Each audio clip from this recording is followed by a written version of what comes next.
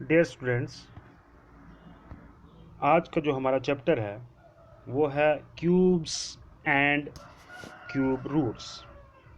ये हमारी 8th की बुक जो एनसीईआरटी की है उसका 7th चैप्टर है। और आज हम इसकी सिर्फ इंट्रोडक्शन देखेंगे कि इसमें कौन कौन से टॉपिक्स जो हैं हमने डिस्कस करने हैं, किन बेसिक चीज़ों को पहले समझना है और फिर हम इसकी एक्सरसाइज को सॉल्व करेंगे। लेकिन आज का ये जो टॉपिक है इंट्रोडक्शन के बारे में है। ये क्यूब कहते किसे हैं और किस तरह से इसको समझा जाता है। तो आइए शुरू करते हैं। सबसे पहले डेफिनेशन आपके सामने, ये क्यूब की डेफिनेशन है। क्यूब एक्चुअली अगर हम क्यूब को देखते हैं तो क्यूब क्या चीज़ होती है। क्यूब एक ऐसी चीज़ होती है, अगर हम ज्योमेट्री में देखते हैं तो क्यूब एक ऐसी चीज़ होती है जिसकी लेंथ भी होती है, ब्रेड्थ भी होती है और हाइट भी होती है। इसमें तीन चीज़ें होती हैं और तीनों की तीनों बराबर होती है। वो होगा ज्योमेट्री में। लेकिन यहाँ पर क्यूब्स एंड क्यूब रूट्स में जब हम देखते हैं क्यूब के बारे में, तो ये ज्योमेट्री नहीं है बल्कि अलजबरा है। तो लिहाजा इसकी डेफिनेशन उसमें से अलग होगी। अलजबरे में हम नंबर से डिस्कस करते हैं, natural number, whole number, even number, odd number. तो इस तरह से देखिए क्यूब क्या चीज़ होती है। क्यूब का मतलब होता है अलजबरा में कि किसी नंबर का कितने बार आना, 3 बार आना, 3 टाइम्स। तो किसी नंबर का 3 बार आना यही क्यूब कहलाता है। तो डेफिनेशन के हिसाब से क्या होगा, सबसे पहले डेफिनेशन देखते हैं। The cube of a number is that number raise to power 3। कह रहे हैं कि क्यूब ऑफ ए नंबर, किसी भी नंबर का जो क्यूब होता है वो होता है कि अगर हम उसको रेज टू पावर 3 की शक्ल में लिख सके, रेज टू पावर 3 की शक्ल में लिख सकते हैं। The cube of a number is that number raise to power 3। Thus if a number, if a is a number, अगर हम मानते हैं कि ए हमारे पास एक नंबर है, कोई भी नंबर, आप 8 ले लें, आप 27 ले लें, कोई भी नंबर ले लें, A is a number, then the cube of A is A raise to power 3। तब ए जो है तब तब जो है ए को हम कैसे लिख सकते हैं, ए रेज टू पावर 3।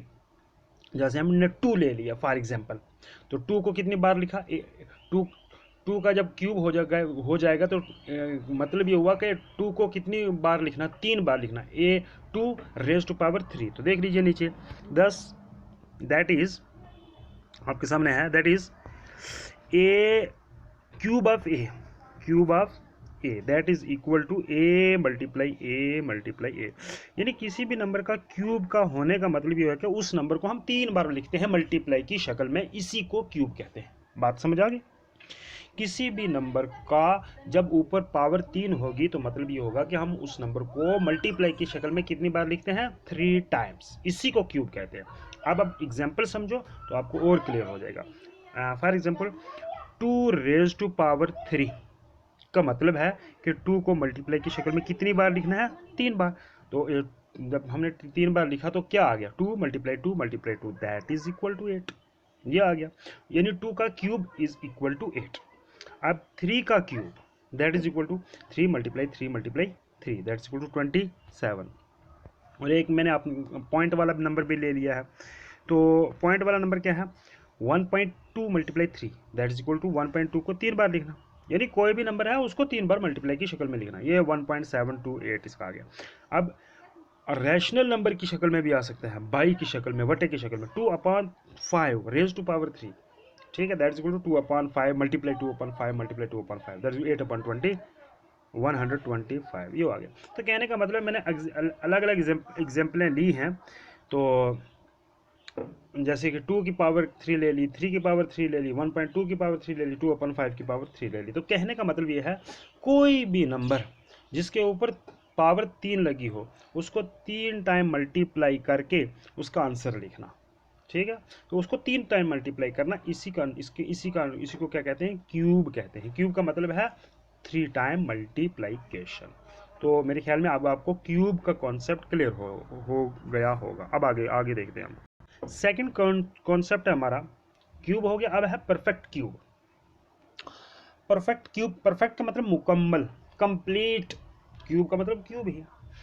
तो इसकी पहले डेफिनेशन देखते हैं। A natural number is said to be perfect cube if it is cube of some natural number. कह रहे हैं कि कोई भी ऐसा number, natural number is said to be perfect, वो परफेक्ट क्यूब कहलाता है अगर वो if it is cube of some natural, अगर वो किसी दूसरे नंबर का क्या हो बन रहा है, क्यूब बन रहा है। यह है डेफिनेशन। यानी कहने का मतलब है कि कोई भी ऐसा नंबर, सिंपल में समझिए, कोई भी ऐसा नंबर जिसको हम 2⁻³ की शक्ल में लिख सकते हैं उसको कहते हैं परफेक्ट क्यूब। तो जैसे 8 है, 8 को हम लिख सकते हैं, 8 किस तरह से आएगा, अगर हम 2 को कितनी बार मल्टीप्लाई करें, 3 टाइम, 2 × 2 × 2 क्या हो गया, 2 to the 4, 4 to the 8। तो लास्ट में देखिए 8 को हम किस तरह से लिख सकते हैं, 8 को हम लिख सकते हैं 2 × 3। तो कहने का मतलब है कि 8 हमारा परफेक्ट स्केल हुआ। क्या मतलब कि हम जिस नंबर को यानी कि n⁻⁴ यानी m⁻³ लिख सके, यानी किसी भी नंबर को हम अगर ⁻³ करके लिख सकते हैं, उसी को हम कहते हैं परफेक्ट क्यूब। जैसे 27 है, दूसरी एग्जांपल समझो, 27 को हम लिख सकते हैं 3⁻3। 3⁻3 का मतलब है 3 को 3 बार मल्टीप्लाई करना, तो ये 27 बन जाता है। अब जैसे तीसरी एग्जांपल है मैंने आपके सामने 64 है, तो 64 को हम लिख सकते हैं 4⁻4, ठीक है, कि 4 को कितनी बार मल्टीप्लाई करना, 3 टाइम, 4 × 3 दैट्स इक्वल टू 4 को 3 टाइम मल्टीप्लाई करना, तो ये 64 हो जाता है। अब ये हो गया सारे के सारे परफेक्ट क्यूब। तो परफेक्ट क्यूब कौन कौन सा नंबर हमारे पास हुआ, एक हुआ 8, कौन सा हुआ, एक हुआ, अब आपके पास 8 जो है ये परफेक्ट क्यूब है, ये 8 हुआ परफेक्ट क्यूब। दूसरा क्या है 27 परफेक्ट क्यूब है। तीसरा 64 परफेक्ट क्यूब। अब फॉर एग्जांपल मैं आपको ऐसे ही एक नंबर ले लेता हूँ, आप कहते हैं सर 10, क्या कहते हैं, 8 तो आ गया, क्या 10 भी हो सकता है कि नहीं। अब 10 हमारे पास परफेक्ट क्यूब हो सकता है कि नहीं, तो मैं कहूँगा 10 परफेक्ट क्यूब नहीं है। क्यों, क्या हम 10 को किसी भी नंबर से वो नंबर लिख के उसकी ⁻³ लिख सकते हैं कि नहीं, नहीं लिख सकते हैं। जब हम इसकी फैक्टराइजेशन करेंगे तो हम देखते हैं 2 5 द 10, ठीक है, और 5 बाद ना 5, ये तो 2 × 5, अगर हम 10 की देखेंगे तो ये सिर्फ आएगा 2 × 5 आएगा, और कुछ नहीं आ सकता है।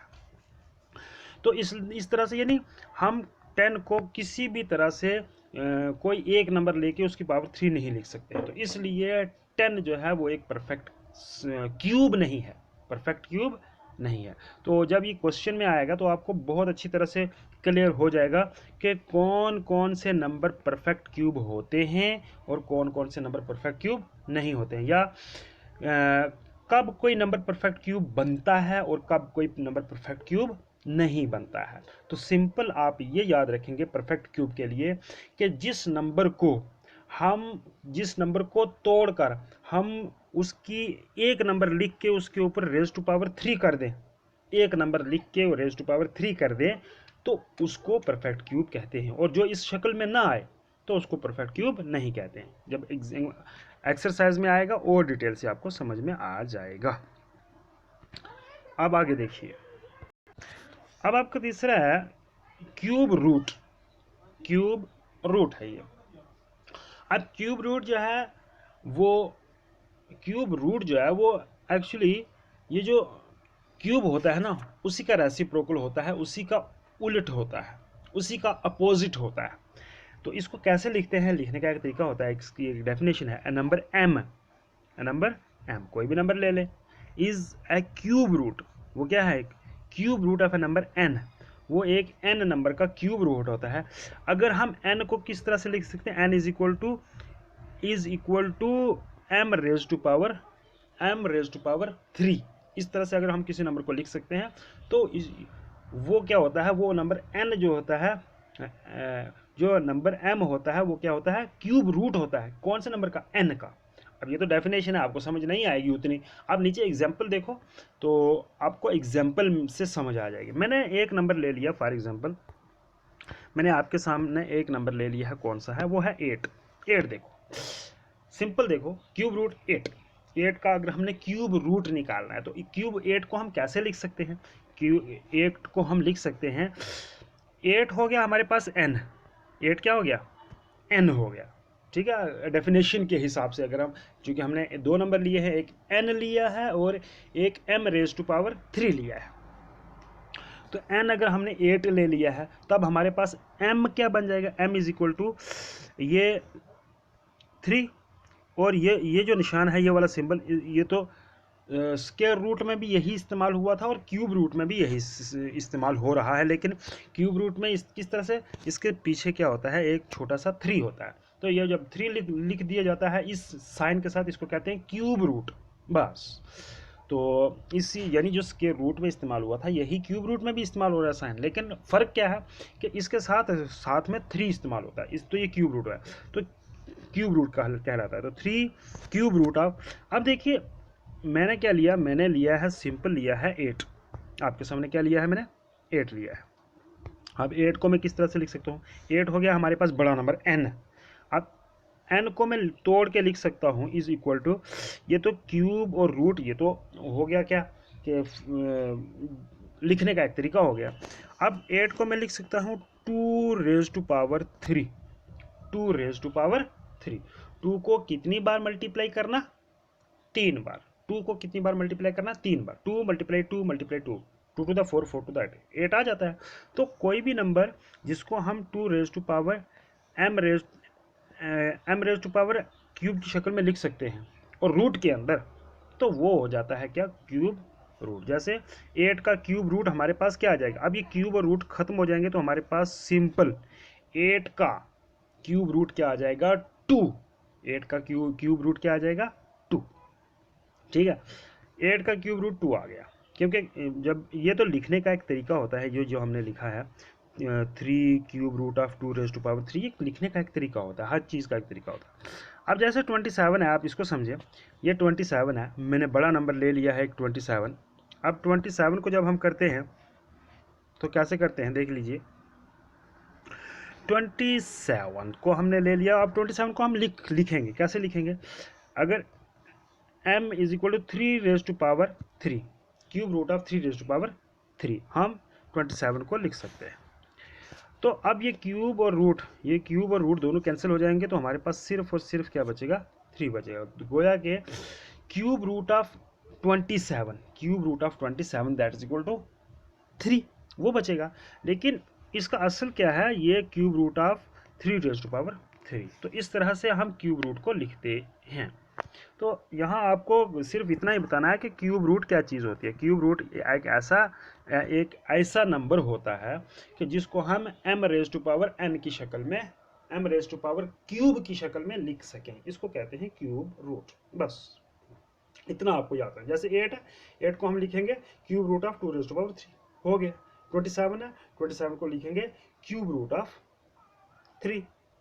तो 8 को लिखा क्यूब रूट ऑफ 2 की पावर 3 और 27 को लिखा cube root of 3 raise to power 3। तो ये बन गया आपका। आपके सामने ये एक टेबल है जिसमें दो चीज़ें हैं, एक है क्यूब और एक है क्यूब रूट।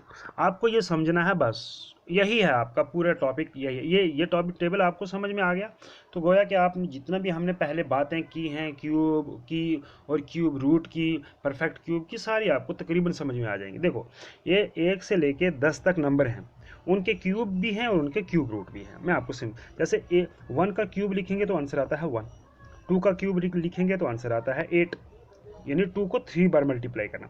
3 का क्यूब लिखेंगे तो आंसर आता है 27, 4 का क्यूब आंसर आता है 64, 5 का क्यूब आंसर आता है 125। अच्छा इसी तरह आगे चलिए, बिल्कुल आगे। 6 का क्यूब का मतलब 216, 7 के क्यूब का मतलब 343, 8 के क्यूब का मतलब 512, 9 के क्यूब का मतलब 729 और 10 के क्यूब का मतलब 1000। ये हो गया क्यूब। अब क्यूब रूट साथ में ही दिए हुए हैं, जैसे क्यूब रूट ऑफ 1, अगर 1 का क्यूब रूट देखें तो वो आंसर आता है सिर्फ 1। अब क्यूब रूट ऑफ 8, 8 का अगर हम क्यूब रूट देखेंगे तो वो आता है 2। अब क्यूब रूट ऑफ 27 का अगर क्यूब रूट देखेंगे तो वो आता है 3। क्यूब रूट ऑफ 64 का क्यूब रूट अगर देखेंगे तो वो होता है 4। क्यूब रूट ऑफ 125 का क्यूब रूट देखेंगे तो वो आता है सिर्फ 5 आंसर।